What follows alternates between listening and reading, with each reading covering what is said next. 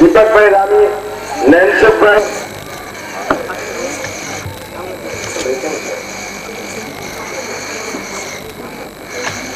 હવે આપણું સત્સંગ આગળ વધે છે. સ્વામી હવે બધા પોતપોતાના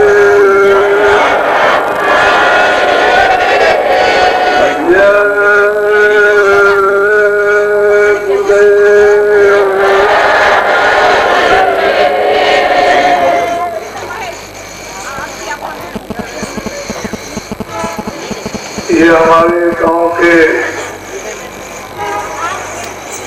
माननीय जन जिन्होंने ये माला अर्पण की, मैं वैसे उनका बड़ा आभारी हूँ. ये हमारा देश ऋषियों मुनियों महात्माओं साधु संतों और सारी शक्तियों का है.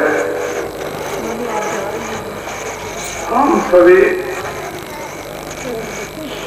और ऋषि मुनि महात्मा और सारी शक्तियों के निर्देशों में आज देश में जकड़े हुए होते, उनके बताए हुए परिवार और समाज में उन नेक और अच्छे कामों को करते होते, तो देश में परस्पर प्रेम की वर्षा होती, जो हमको गोपिकाओं के द्वारा कृष्ण भगवान ने जिस प्रेम का प्रतिपादन किया, वो गोपिकाओं से यदा किदा चिन्हों में पाया जाता है. ये भारत भूमि योगियों की है. हम सभी आत्माएं उसी परमपिता परमात्मा उस प्रभु की है. आज देश में हिंदू जातियों में जगह जगह जन्माष्टमी का ये उत्सव मनाया जा रहा. वास्तव में जन्माष्टमी हम लोगों को किस प्रकार से मनानी चाहिए और जन्माष्टमी का उद्देश्य क्या, ये ऋषि मुनि महात्मा उस परंपराओं को, उन कार्यों को छोड़ करके जाते हैं. यदि हम सब लोग उन कार्यों को बराबर याद करते रहें तो आज हमको उसका फल प्रत्यक्ष में प्राप्त होता रहे. लेकिन जब हम उनके बताए हुए कार्यों को भूल जाते हैं तो फिर हमारे लिए दुखमय समय देखने को मिलता है. ये हमारा देश वास्तव में जब ऋषियों मुनियों का सनातन चला रहा, तमाम धर्मशास्त्र उपनिषद उन गुरुओं की बराबर व्याख्या करते चले आ रहे हैं, तो हम लोगों को ये वर्तमान समय में भी सोचना है कि गुरुओं की कितनी आवश्यकता और जरूरत है. नए लोग आएंगे, अगर हम पुराने उन ऋषियों मुनियों सिद्धों पुरुषों की उन परंपराओं को और उन कार्यों को जो मानव शुद्धि और स्वच्छता प्रेम के लिए, आत्म कल्याण के लिए थे, तो आगे गुरुओं की कोई जरूरत और आवश्यकता नहीं. लेकिन जब हम भूल जाते हैं तो हमको उनकी जरूरत हर समय पर पड़ेगी. लोग पैदा होंगे, लोगों की मृत्यु होगी, पुराने लोग जाएंगे, नए लोग आएंगे. उनके लिए ये सब चीजें कौन याद कराएगा? सत्यदर्शी, ज्ञानी पुरुष, योगी, सिद्ध, संत महात्मा उन सब चीजों को याद कराते हैं कि ये क्यों ऐसी चीजें हमारे सामने रखी गई. तो वास्तव में हम लोग भूल चुके हैं, ये घर अपना नहीं है. ये बात सत्य है कि कृष्ण भगवान आए और वो अपने परम धाम को चले गए, तो यहाँ तो उनका कोई परम धाम नहीं. जिस शरीर में आए थे वो पंचभौतिक शरीर था. उन्होंने अपना कार्य पूरा किया.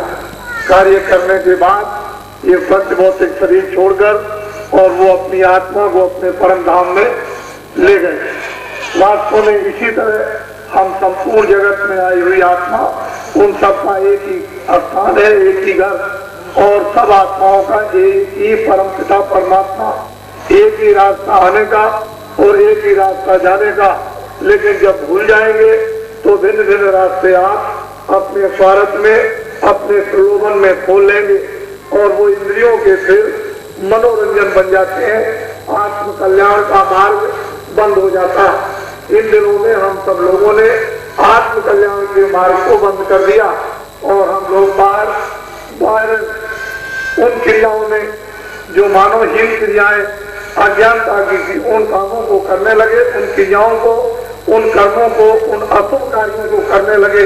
इसलिए समाज में, परिवार में और सब तरह का नाना प्रकार का कष्ट और बीमारियों से लोग पीड़ित होने लगे। वास्तव में हम सब लोग ये बात अगर सोचते रहते और हमको याद कराया जाता रहा होता तो आज ये बात हमारे सामने नहीं, सारा संसार इस प्रेम में ओत होता।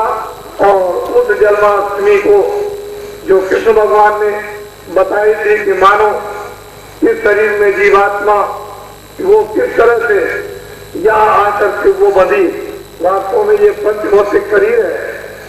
इस शरीर के परे जो उसके लिए लिंग शरीर था, लिंग शरीर के परे सूक्ष्म शरीर था, सूक्ष्म शरीर के परे कारण शरीर था। उधर से जब जीवात्माएं भेजी गई थी तो वो शरीरों में वो भेजी गई थी। ये स्थूल शरीर, इस स्थूल शरीर में जीवात्मा की वो चेतनता, जब उधर से जीवात्मा आई और दोनों आंखों के पीछे बैठ गई तो होश था, पूरा ज्ञान था, पूरी शक्ति थी। वो किसी प्रकार की कोई आनंद में कमी नहीं थी, कोई शक्ति में कमी नहीं, कोई ज्ञान में कमी नहीं,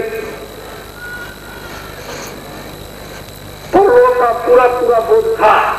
लेकिन धीरे धीरे जब दोनों आंखों के पीछे बैठ गई और कर्मों का कोई नियम नहीं बना था, पाप और पुण्य, उस समय इसके ऊपर कोई आवरण नहीं आ सकता था, न इसके ऊपर कोई आवरण आया था। वो हमेशा चेतन थी, जगी हुई थी और वह होश में थी। लेकिन जब कर्मों का नियम बन गया और धीरे धीरे धीरे धीरे धीरे धीरे जब अंदर आवरण जमा गंदगी का होने लगा तो होते होते होते होते इसकी चेतनता, इसका होश धीरे धीरे धीरे धीरे धीरे धीरे विस्मित होने लगा, भूलने लगा। और भूल होते होते गंदगी पड़ते पड़ते इतनी गंदगी पड़ गई कि आंख भी बंद हो गए, कान भी बंद हो गए, नाक भी बंद हो गई। उधर अपनी चेतनता का, अपने रूप का, अपने बोध का हो जाता रहा। अब यही जीवात्मा जिसकी परम शक्ति थी वो जड़ता में आकर के फंस गई और वो 5 तत्वों में और 3 गुणों में आकर के बन गई। अब ये अपने आप नहीं निकल सकती। इसके लिए सहयोग, इसके लिए सहायता, मदद उन महान चेतन शक्तियों की चाहिए कि वो इस जड़ता से, उस जीवात्मा की चेतनता को, उस गंदगी को हटा करके निकाले। जब गंदगी हटेगी तो इसकी चेतनता निकलेगी और जब वो चेतनता निकलेगी तो आकाश में एक आईना है, आकाश में एक प्रकाश है, उसमें एक शीशा है, वो जड़ा हुआ है, वो नीला आकाश है। जब वो अपने होश में आती है और आकाश में देखती है उस नीले में, उस नूर को, उस प्रकाश को, तो उसमें जीवात्मा का स्वयं अपने आप का रूप बोध होता है। अपने स्वरूप को वो देखती है तब उसको ये होता है कि मैं तो अरूप हूँ, मेरा इस जगत में कोई भी रूप का वर्णन नहीं कर सकता। जो उस मालिक का रूप है वो जीवात्मा का। लेकिन जब तक कि उसको वो आईना, वो शीशा, वो दर्पण उसको नहीं मिलेगा होश में आकर, तब तक वो अपने आप को पहचान नहीं सकती कि मैं कौन हूँ। तो ये जीवात्मा जड़ चेतन की गांठ में बन गई और वर्ण महापुरुषों के बिना उन शक्तियों के अब इसका खुलना नहीं हो सकता है। इसलिए जन्माष्टमी क्यों मनाई जाती थी कि इस शरीर से, जो पंचभौतिक शरीर है, थोड़े दिनों के लिए उसने दिया और थोड़े दिनों के बाद समय पूरा होने पर ये किराए का मकान इसे खाली करना पड़ेगा। उसके पहले ही इस चेतनता को उस जड़ता से निकाला जाए। लेकिन जो रास्ता जानते हैं, जो उसको पहचानते हैं, जो जीवात्मा की गंदगी को साफ कर सकते हैं, जो इसको जगा सकते हैं, जो इस पर शक्ति प्रदान कर सकते हैं, ऐसी महान विभूतियां जब इसको सहयोग देंगी, मदद करेंगी, तब ये उधर से निकलेंगे और इसकी कोई हुई इच्छाएं जागेंगी प्रभु दर्शन के लिए। जब दर्शन के लिए जगेंगी इसको प्रेम मिलेगा। उन महात्माओं की कृपा से जब प्रेम आएगा तो ये निर्मल होगी, मन निर्मल होगा, चित्त निर्मल होगा, अंतःकरण बुद्धि में विवेक होगा और सात्विक मानवता का प्रेम जगेगा। जब मानवता का प्रेम जगेगा तो आत्म दर्शन के लिए एक तड़प पैदा होगी। वो चले जाएंगे उन महान शक्तियों के पास, वहां उनको राज, वो रहस्य, वो भेद जब मिल जाएगा तो यही जीवात्मा उनकी मदद से मरने के पहले, मौत के पहले ये जब उस जड़ता से निकलती है और दोनों आंखों के पीछे अपनी चेतनता को जब ये स्वयं धारण करती है और अपने रूप का दर्शन जब करती है तब उसको ये बोध होता है कि ये जगत क्या है, मिथ्या, ये क्या है, मायावी एक छाया, एक मायावी पर्दा है, इसमें कोई चेतनता नहीं है, इसमें जड़ता है, इसमें कोई सार नहीं है, इसमें कोई अस्थायी आनंद नहीं है, इसमें कोई अस्थायी ज्ञान नहीं है।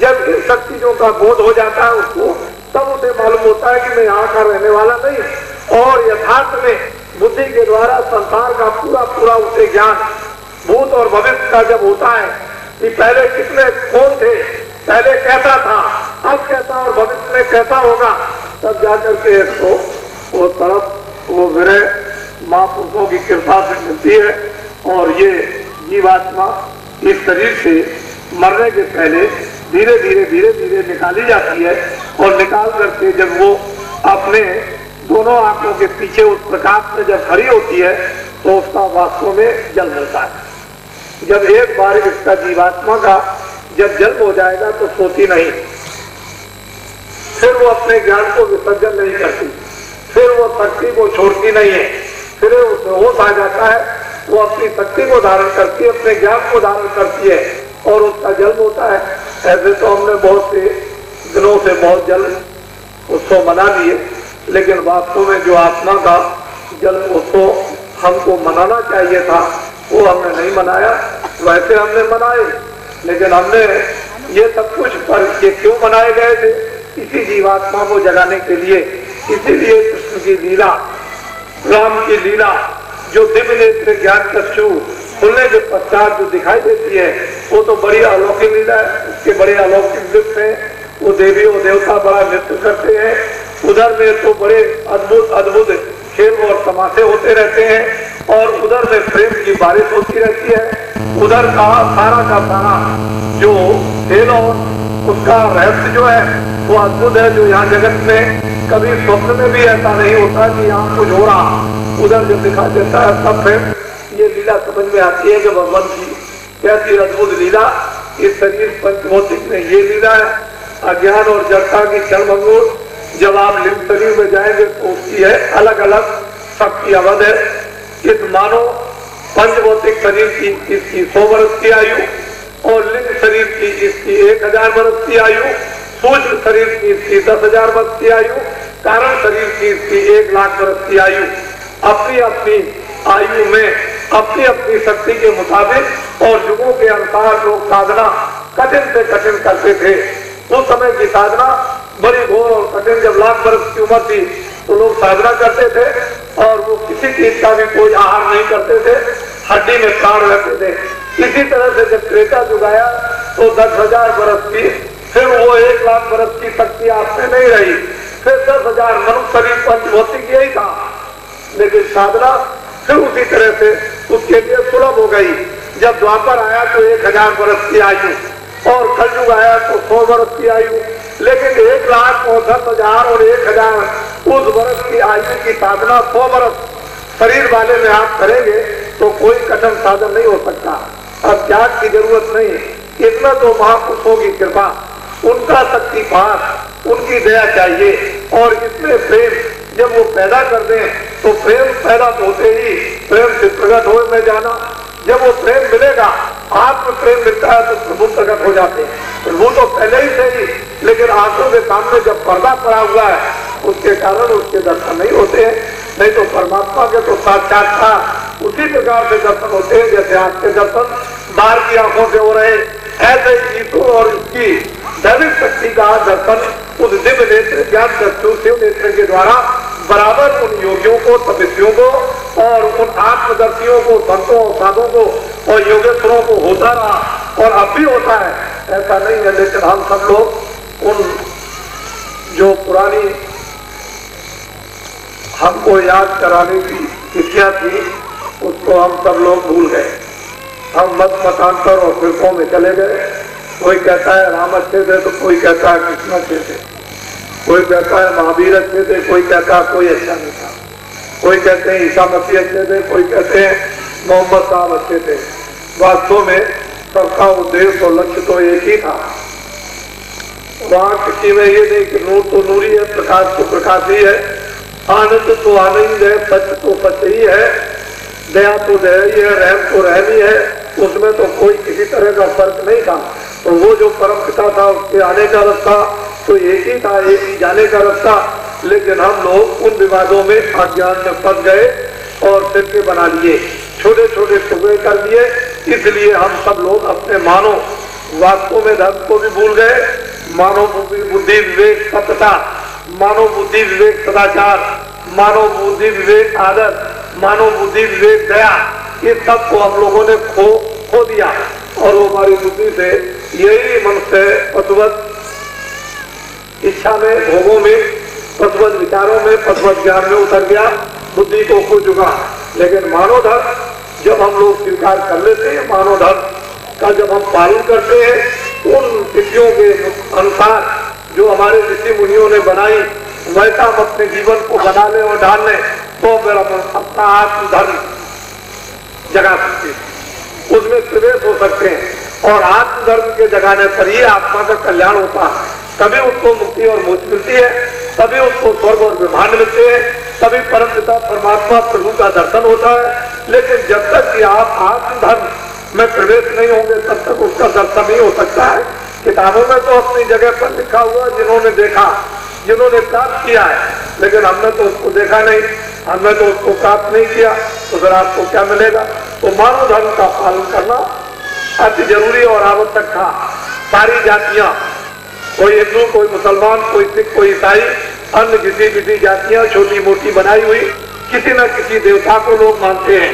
हिंदू मंदिर को मानते हैं, मुसलमान मस्जिद को मानते हैं, वहाँ इबादत करते हैं, ईसाई चर्च गिरजाघर को मानते हैं और सिख जो है गुरुद्वारे में उस नाम का पाठ करते हैं। लोग मानते हैं, ये तो आपको जानना ही पड़ेगा। फिर और लोग किसी न किसी देवता को मानते हैं। तो वास्तव में बात तो ये थी कि हमारा देश बड़ा धार्मिक था, हमारे देश जो है वो कर्म भूमि थी, हमारे देश की आत्म जगाने की धर्म भूमि थी। हमने कर्म भूमि को भी त्याग दिया, धर्म भूमि को भी त्याग दिया।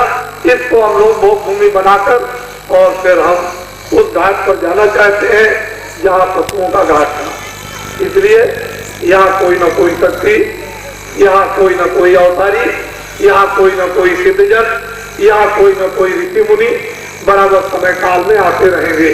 जब जैसी जरूरत समझेंगे तब वो परमपिता अपने उस ब्रह्मांड की एक परत को, एक जीवात्मा को यहाँ अपनी शक्ति देकर, अपना निर्देश देकर के भेज देते हैं और वो यहाँ जन्म लेती है माँ के पेट से और फिर वो साधना में रत रहती है।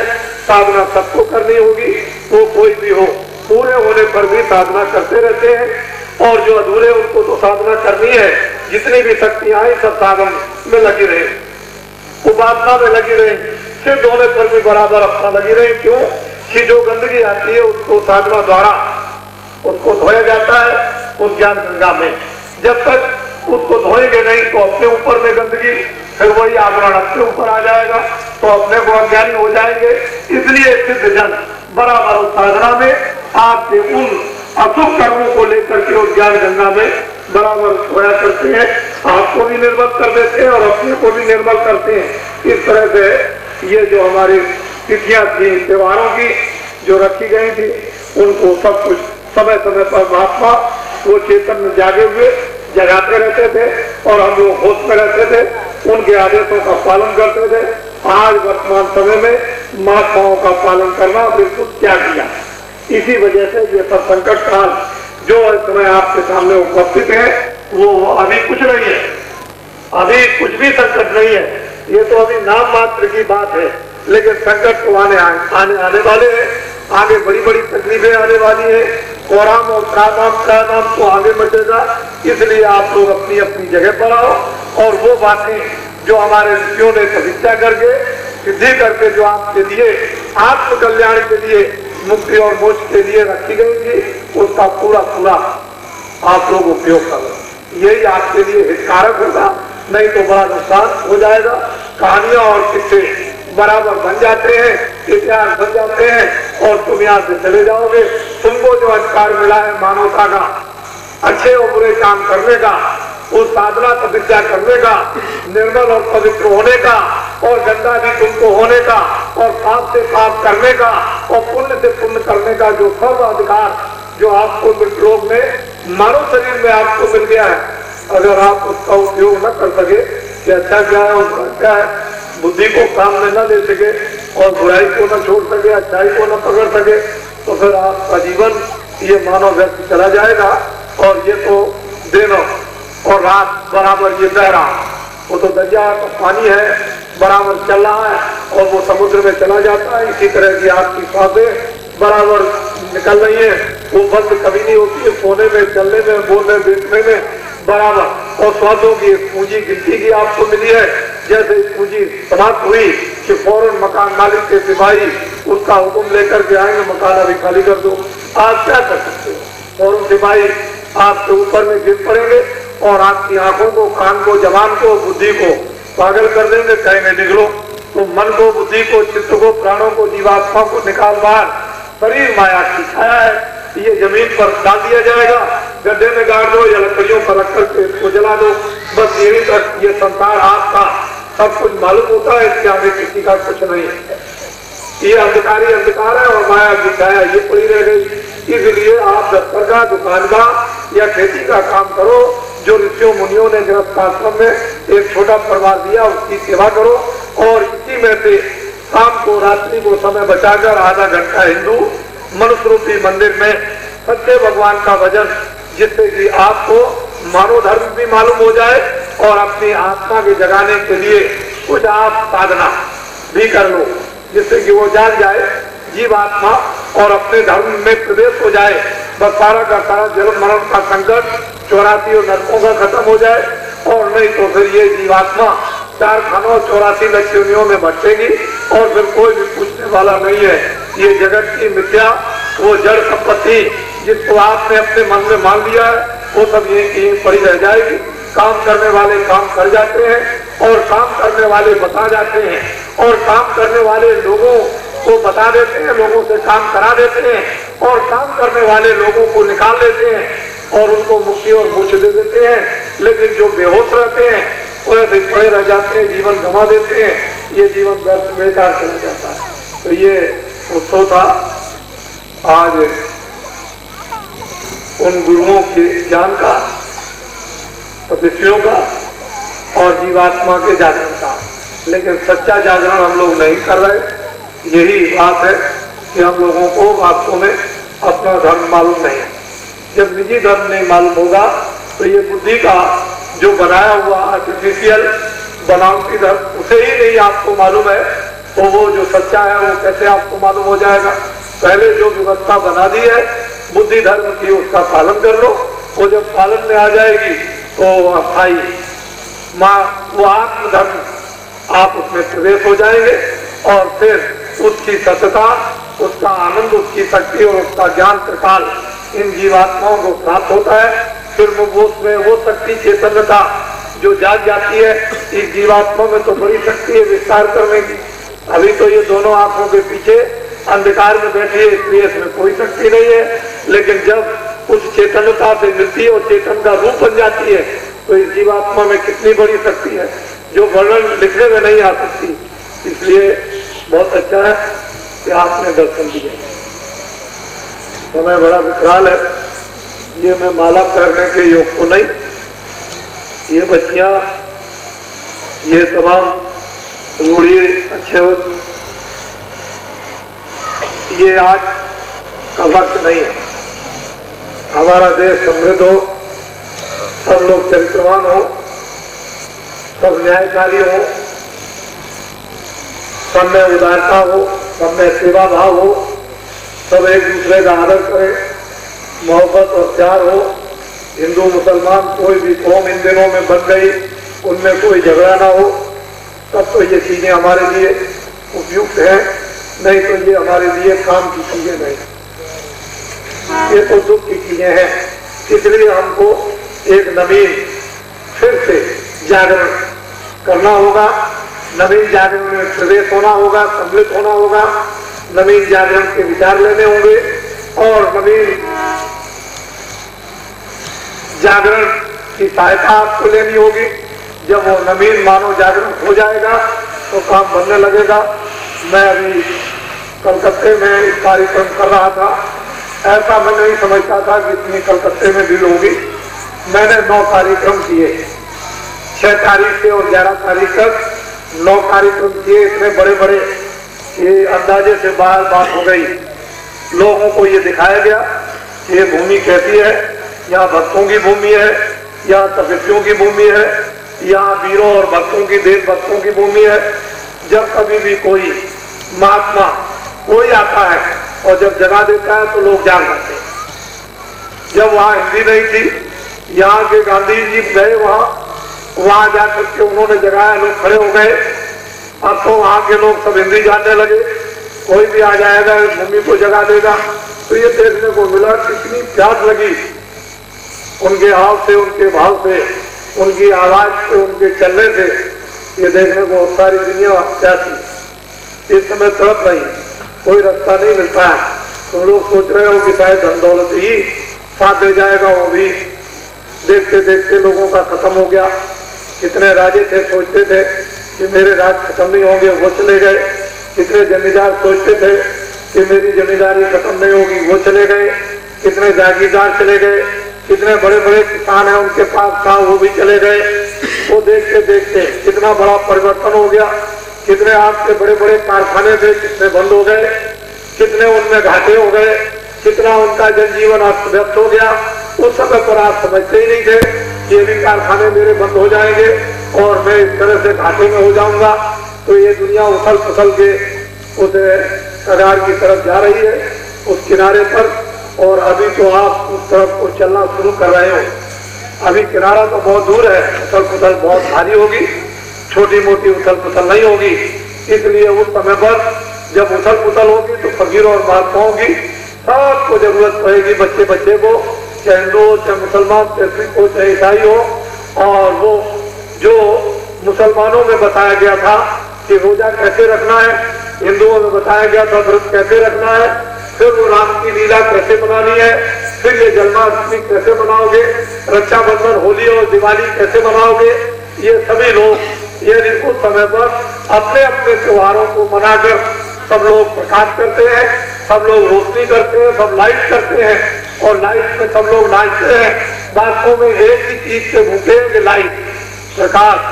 प्रकाश मतलब ज्ञान, नूर, इल्म, उसी के भूखे हैं। जब तक वो चीज नहीं मिलती है, सबको मिल जाएगी वो चीज, सबकी समझ में आ जाएगी, सब लोग एक जगह हो जाएंगे, एक काम करने लगेंगे, एक बात हो जाएगी, एक निशाना हो जाएगा, एक भाव हो जाएगा, एक श्रद्धा हो जाएगी, एक यकीन हो जाएगा।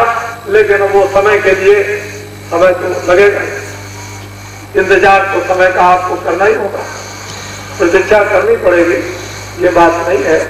इसलिए मैं तो आपके दर्शन करने के लिए अचानक में आ गया हूँ। पहले तो मेरा कोई कार्यक्रम नहीं था, फिर ये हुआ कि मैं जब जयपुर आ रहा हूँ तो आपको भी शाम को समय दे दूँ। 1 घंटा आपका समय लेट हो गया, क्योंकि वो तो दिल्ली से ही जब वो सवारी लेट हो गई तो मैं क्या करूँ उसके लिए। लेकिन वैसे सीधे मैं आपके यहाँ आ गया और आपका विधिवत दर्शन कर रहा हूँ। इससे आपको बहुत कुछ लाभ होगा, इसमें कोई संदेह नहीं है। आपके गुजरात में एक बहुत बड़ा कार्यक्रम अभी होने जा रहा है अगले महीने में, वो देखने योग होगा, सुनने योग होगा। पहला कार्यक्रम सितंबर के महीने में 15, 16, 17 सितंबर को नासिक में एक वैचारिक कुंभ लगेगा। पहले के लोग तमाम ऋषि मुनि महात्मा जब देश में जरूरत समझते थे तो एक कुंभ प्रयागराज में, एक कुंभ हरिद्वार में, एक कुंभ उज्जैन में, एक कुंभ नासिक में, चारों तरफ को जरूरत पड़ी तो उन्होंने एक अलग अलग जमघट लगा दिए और जमघट लगा करके उन्होंने वहां पे सूत्रपात, एक ऐसा मानवता का वहां पे उन्होंने सूर्य की तरह से किरणें फैला दी चारों तरफ, जो सबके दिलों में जाकर के हृदयों में प्रवेश कर गई और काम होने लगा तो एक वैचारिक कुंभ नासिक में 15, 16, 17 को लगेगा। वो एक सुनने और देखने योग होगा। उसको देखकर और सुनकर लोगों में एक अंकित चीज हो जाएगी, दिलों पर हृदयों पर छाप लग जाएगी। वो छाप आपकी छूटने वाली नहीं है। इसलिए आप अपना वक्त और समय बचाकर, वो एक तीर्थ स्थान है और वहाँ आज कुंभी और कुंभ लगा करता है, उस जगह पर ये होने जा रहा 19, 20, 21 सितंबर को आपके सूरत में उस करोदरा चौराहे पर एक कार्यक्रम उससे भी बड़ा विशाल होने जा रहा इसी गुजरात में। ये एक देखने योग होगा और वो तो जो कार्य ईश्वर को मंजूर है वो जरूर होगा, उसमें दो राय नहीं हो सकती। इसमें जो कुछ भी दृश्य देख रहे हो उसके कहने की जरूरत नहीं, सब लोग अवगत हो रहे हैं, सब लोगों को जानकारी सब प्रकार की मिल रही है।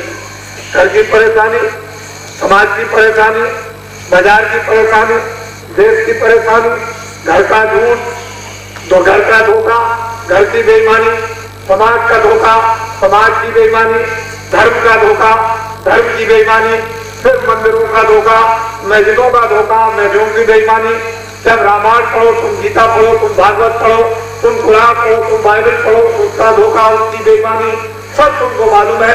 देश में क्या है, जब चारों वर्गों के लोग ईश्वर को मानते हैं तो ये जो आप सुनते हो कि हम धर्म को नहीं मानते, हम रामायण को, मंदिर को नहीं मानते, हम गिरजाघर गुरुद्वारे को नहीं मानते, हम किसी तीर्थ स्थान को नहीं मानते, लेकिन भारत की तो जनता धार्मिक है। चाहे वो अज्ञान में उसको कहती हो कि मैं धर्म को मानता हूँ, लेकिन मानती तो है, अभाव में ही धर्म को मानती है, अज्ञान में ही धर्म को मानती है, बेसहारे में सहारा ढूंढ रही है, लेकिन धर्म को तो मानती है। लेकिन हिंदुस्तान के लोग जिम्मेदार वो कहते हैं हम धर्म को नहीं मानते, पर ये भूमि धर्म की है, मानना होगा। ये प्रजा, ये जनता, ये जमहूरियत एक बहू है, इसको अच्छी तरह से सजा करके, इसको अच्छी तरह से घूंघट बिल्कुल इसको लगाए रहोगे तो काम होगा, और बहू की तरह से रखोगे, लेकिन सास और ससुर बहू से रोज झगड़ा करे तो खुल जाएगी, तो वह घर डायन हो जाएगा। ये प्रजा एक बहू है, रखने वाले इसको रखो। इसी प्रजा ने बड़ी बड़ी सल्तनत को, ये बड़े बड़े अधर्मियों को, बड़े बड़े दुराचारियों को, बड़े बड़े अत्याचारियों को, बड़े बड़े नास्तिकों को इसी प्रजा ने बदल दिया, धराशायी कर दिया। रावण का भी इतिहास है, राक्षसों का भी इतिहास है, कृष्ण के वस्तु का भी इतिहास है, उसके पहले का भी इतिहास है।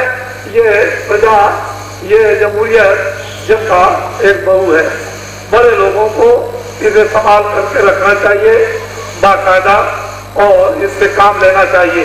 लेकिन लोग इससे काम नहीं ले रहे, तो इसका क्या होगा, खुल जाएगा घूंघट। जैसे घूंघट खुलेगा बस समझ लो क्या होगा, वो तो आगे घूंघट खुलने ही वाला है। ये लोगों ने इस प्रजा का घूंघट उतार दिया है, वो आगे खुलने ही वाला है और आपकी समझ में आ ही जाएगा। इसलिए वैचारिक देश के अंदर क्रांति उठ खड़ी होगी मानवता की, उस मानवता की वैचारिक मानव धर्म की क्रांति, जिसमें सत्य है, जिसमें सेवा है, जिसमें दया है, जिसमें आदर है, जिसमें सत्कार है, जिसमें बहु बेटी माँ की जिसमें पहचान है, भाई बंधुओं की पहचान है, जिसमें धोखा और जिसमें बेईमानी नहीं है, ये विवेक और विचार है, वो भारत में मानव धर्म की क्रांति उठ खड़ी हो जाएगी। उसी पर सब लोग आधारित हो जाएंगे। सारा देश उसके लिए चिल्ला पड़ेगा, उसके लिए रो पड़ेगा, उसके लिए दौड़ पड़ेगा पीने के लिए, उसको पानी मिल जाएगा। ये पानी नहीं, उसको कोई और पानी मिलेगा और उसी पानी से उसकी प्यास जाएगी।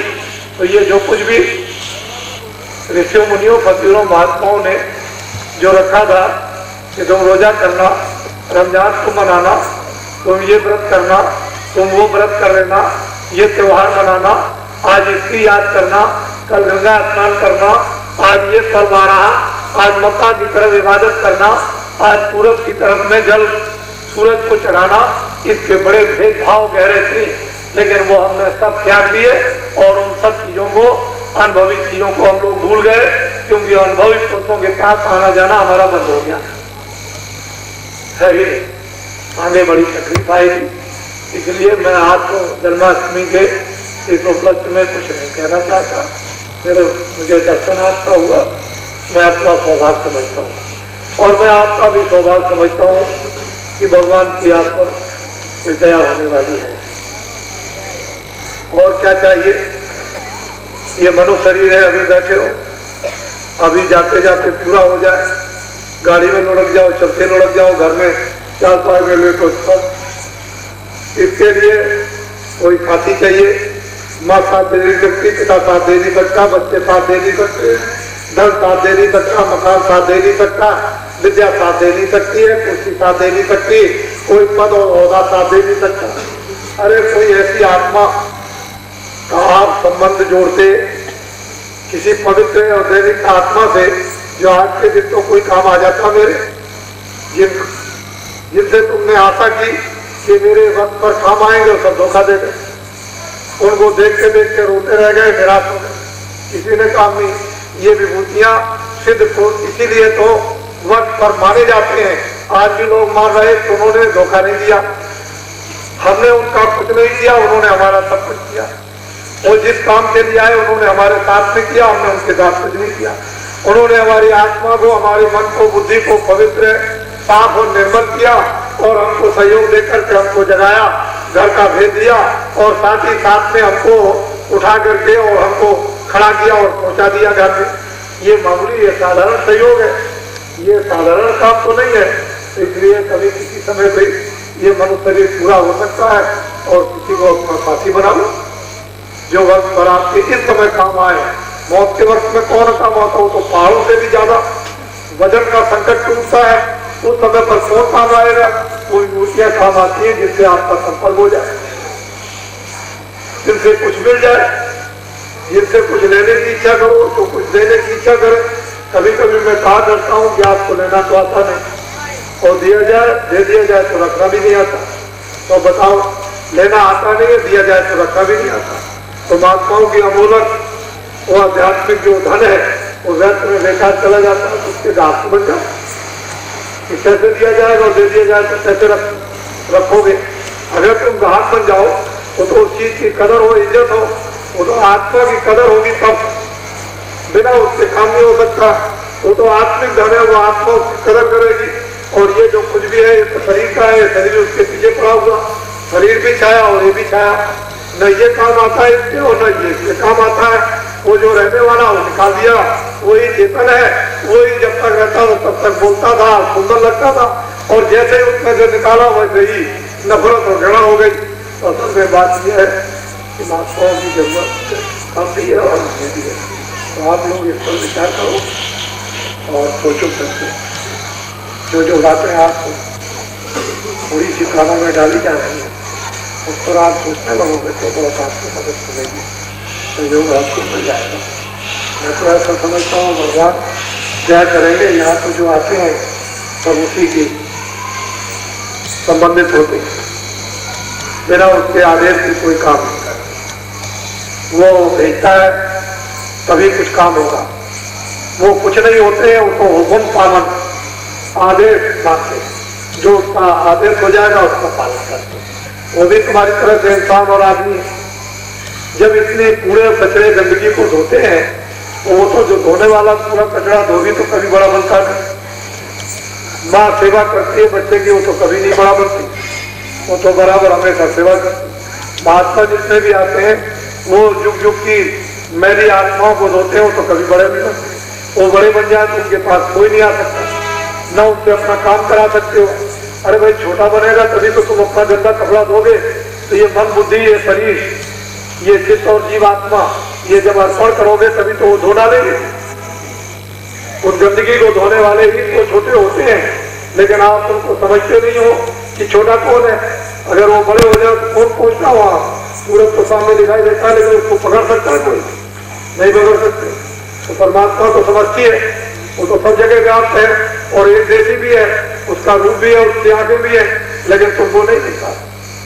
बात तो असली ये है, असल में चीज ये है कि जब आप उन लोगों के पास आओगे वो छोटे बन जाते हैं, छोटे बन जाते हैं, उनके पास सब कुछ धन सर्व शक्ति होती है, सब भंडार होता है, सब कुछ आपको दे देते हैं। वो तो देना ही चाहते हैं, वो तो जीवात्माओं की दौलत ही है, संपत्ति है।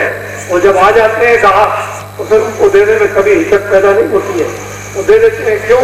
कि आप उसको स्वीकार कर लोगे, ले लोगे, काम आपका हो जाएगा। उनको बड़ी खुशी होगी, तुमको भी खुशी हो जाएगी, लेकिन तुम्हारा भी भला नहीं हुआ, उन्होंने दिया और उसका कोई लाभ न ले सके तो दुख हो जाएगा। तो इसलिए हमेशा महात्मा जितने भी आए छोटे हैं, बड़ा कभी कोई नहीं बना। हम लोग नहीं जानते, अपनी बुद्धि से आजकल भौतिक बुद्धि से समझते हैं चलो महात्मा कोई और हो गया। भाई महात्मा तो हमारी तुम्हारी तरह से शरीर रखने वाले होते हैं, लेकिन जो ज्ञान का भंडार जो उदय होता है वो हम उसको नहीं जान पाते हैं। जब हम जान लेंगे तो फिर क्या है, हम तो पहचान ही लेंगे। उसके लिए आँख खुल जाए तो काम हो जाए। अच्छा बोलो जय गुरुदेव। इन दिनों में अभी गुरु पूर्णिमा के अवसर पर तिलक लगाना बंद कर दिया। देश में मृत्युओं की बड़ी घटनाएं हुई और उन घटनाओं के कारण तिलक लगाना बंद। कलकत्ते में भी रक्षाबंधन के वक्त में ये बंद कर दिया और आज सुबह जयपुर में भी बड़ी संख्या में ये बंद कर दिया। यहाँ भी आप तिलक नहीं लगा सकते। देश में मृत्युओं की अनेक घटनाएं जो हुई है उसका अफसोस, ये कोई खुशी की चीज नहीं है। तो इसलिए अंदर अंदर सब लोग इस बात की प्रार्थना करो कि भगवान सबको सद्बुद्धि दो, सब में प्रेम मोहब्बत हो और एक दूसरे की लोग जानों की हिफाजत और रक्षा करें। इस तरह से आप जब पूजा करो, जब मंदिर में जाओ, मस्जिद में जाओ, तब वहां उससे प्रार्थना करो, उससे मिन्नत करो कि हमको ये अकल दो, हमको बुद्धि दे। धीरे धीरे धीरे धीरे धीरे धीरे धीरे धीरे फिर वही उसकी कृपा का शक्तिपात होने लगेगा। लोगों में बहुतों में सद्बुद्धि आने लगेगी और तुम जिसको सुनाओगे उसमें भी आने लगेगी। धीरे धीरे सब काम होता है, धीरे धीरे बिगड़ जाता है। छोड़ दिया तो बिगड़ गया और फिर अब साल हो गए बिगड़ जाएगा, सीधी बात। तो ये कोई अच्छी चीज नहीं। मनुष्य शरीर बड़े मुश्किल से मिलता है, इसलिए अफसोस होना चाहिए। जिनको इसका इल्म है, चारों युगों तक तपस्या करते रहो तब भी मनुष्य शरीर नहीं मिलता।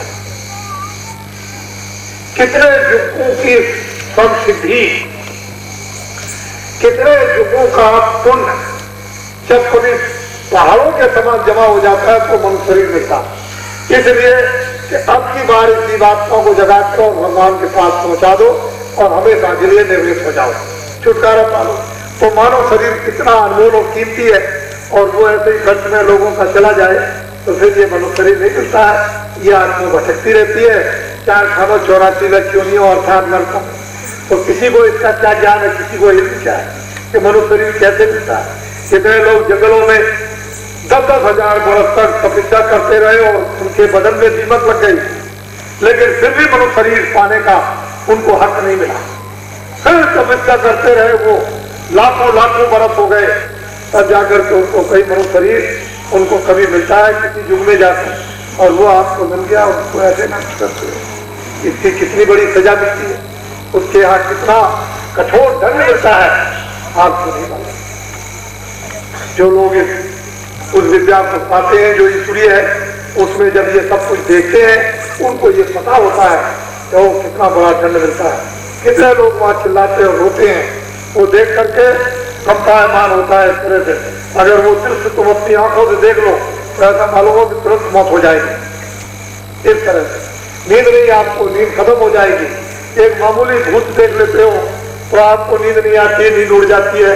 तो वो दृश्य कैसा है, उनकी आवाजों को अगर तुम सुन लो तो नींद तुम्हारी खत्म हो जाएगी हमेशा। तो वो दृश्य कुछ और है, तुम उस अंधेरे में बैठे हुए, इसलिए तुमको उसका ज्ञान है। जो शक्तियां आती हैं अपनी आत्मा को जगा के ज्ञान प्राप्त करती है, उनको ये सब कुछ राज मालूम है, ये रहस्य। इसलिए आप चंदन मत लगाओ, अब बिना चंदन के कोई दिन पूजा करो, उपासना करो, चंदन लगाने की जरूरत नहीं। जब तुम्हारा देवता ही प्रसन्न नहीं है तो तुम कैसे प्रसन्न हो गए। सबसे बड़ी बात तो ये है, जब वही नाराज है तुम्हारे काम से तो तुम अपने काम से कैसे प्रसन्न हो सकते हो। तुमने उनका काम तो किया नहीं, अपना काम किया और अपने काम से कहते हो प्रसन्न हो गए, कैसे प्रसन्न हो गए। उनका काम करोगे तब प्रसन्न हो गए, अपना काम समर्पण कर दो। आप सब लोग प्रेम से बोलो जय गुरुदेव, जय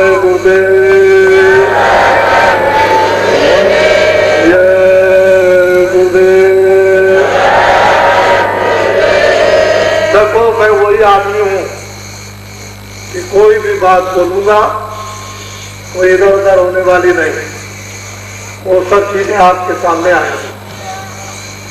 जब से अहमदाबाद में मैं आया हूं, जो भी मैंने कहीं आपके गुजरात में बोला होगा, किसी भी जिले में, किसी भी गांव में, वो सब लोगों के सामने आया, उसमें हेर फेर नहीं। समझ का तो हेर फेर हो सकता है, लेकिन बात का हेर फेर नहीं। इसको हमेशा याद रखिएगा और वो सब कुछ होगा, ना होने वाली कोई चीज नहीं।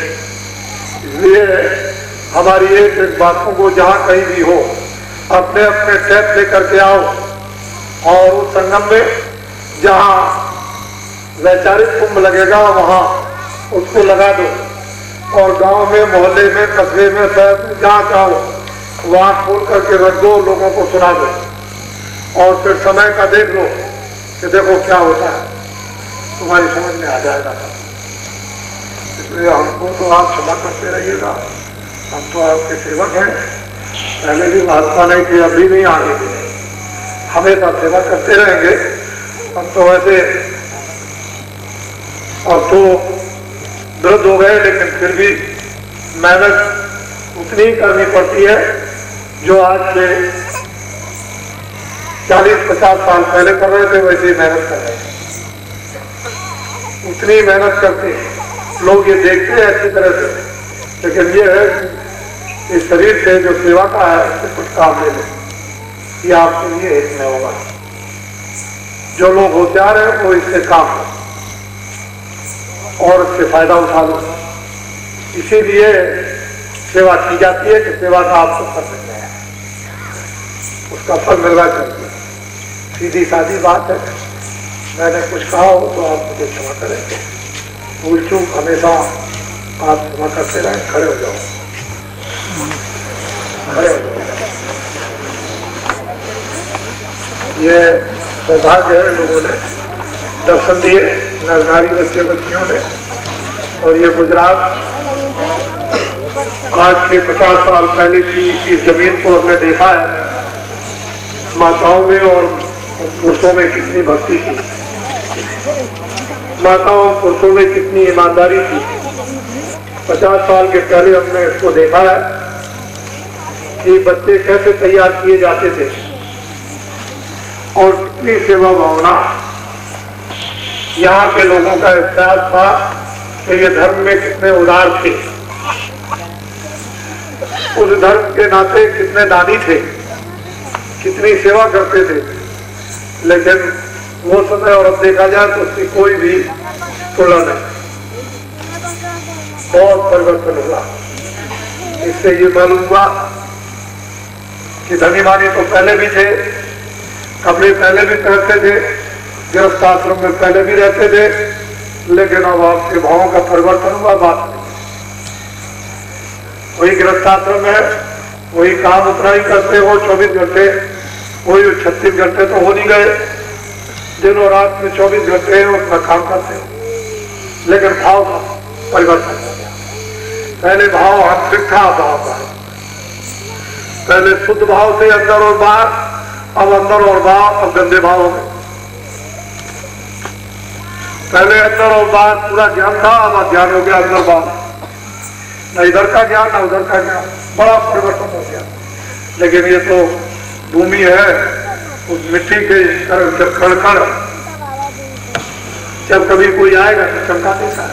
इन्हीं कणों से तुम पैदा हुए हो, वो वक्त की बात समय की क्या करेगा तो समय बताएगा। ये जरूर है कि वैचारिक कुंभ लगेगा, इसको कोई नहीं हो सकता। इस देश में ऐसा वैचारिक अनोखा कुंभ लगेगा कि तवारीख और इतिहास लोग याद करें।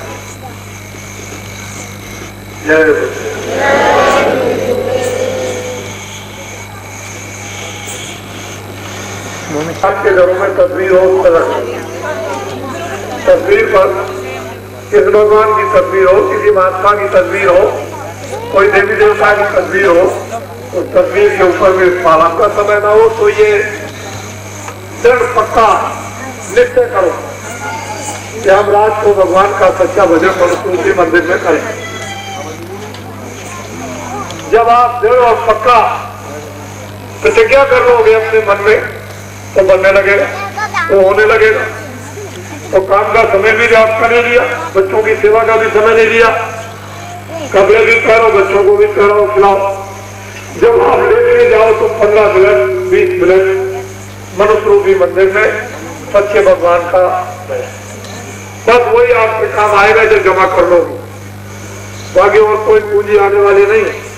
जब तुम जीवात्मा से भगवान का सच्चा भजन मनुष्य रूपी मंदिर में करोगे तो आत्मा का धन जमा रोज एक एक बूंद होगा, वही जमा हो जाएगा। घड़ा भी बन सकता है, जैसे घड़े में पानी भरते हो, तालाब भी हो सकता है। इतना धन जमा कर लो समुद्र की तरह से भी, वही आपके काम आएगा। तो 10 मिनट में आप इतनी बात जरूर ध्यान में रखना कि कोई आदमी शराब नहीं पिएगा। ये शरीर है मुर्दा, जब तक जीवात्मा है तब तक तो ये जिंदा है, और जैसे इसमें से निकाल दी गई तो बस फौरन गिरेगी, शरीर गिरा मुर्दा हो गया। चाहे जितना भी तुम्हारा बच्चा प्यारा हो, लेकिन फेंक करके आओगे, स्नान करोगे, क्यों कि आप अशुद्ध हो गए। स्नान करोगे तो पवित्र हो जाओगे। इसलिए कोई मुर्दा खाना नहीं, जिसमें से जीवात्मा निकाल दी जाए, चाहे पशु हो, चाहे पक्षी हो, चाहे आदमी हो, जीवात्मा निकाल दी वो मुर्दा हो गया। उसका सेवन कभी मत करना। मनुष्य को यह काम नहीं करना चाहिए। शराब मत पीना। बीड़ी तंबाकू के लिए मैं मना नहीं करता हूं, मैं तो कभी पीता नहीं, ना मैंने कभी पी, लेकिन शराब मत पीना और मुर्दा मत खाना। बाकी अनाज, सब्जी, फल, दूध, घी, मक्खन 1,00,000 बार खा सकते हो दिन में, तो खाओ, कोई मना नहीं कर सकता। ये शरीर की रक्षा के लिए और क्या चाहिए। कपड़े अगर तुम पहनना चाहो तो 20 पहन लो एक साथ, कोई मना नहीं करता। लेकिन गंदी वस्तुओं को ना तो तुम खाओ और ना उस चीज को पियो जिससे बुद्धि भ्रष्ट हो जाए। आज देश में शराब का जो चलन प्रचलित कर दिया और लोगों को पिलाने लगे, घर घर में झगड़ा, कत्ल और चोरी, ये उसी का असर है। घरे और बेईमानी, ये सब उसी के झूठे मुकदमे, सब चीज उसी का असर है जो ये सारे देश में हो रहा। अगर ये चीज बंद कर दी जाए कानून, तो ये बात खत्म हो जाए। पहले ऐसा नहीं था, इसलिए इसको मत पियो। और 10 मिनट में आपको भगवान का आपको भेद सच्चा बता देता हूँ। सब लोग एक साथ बोलो, आगे पीछे नहीं। पहले मैं परमात्मा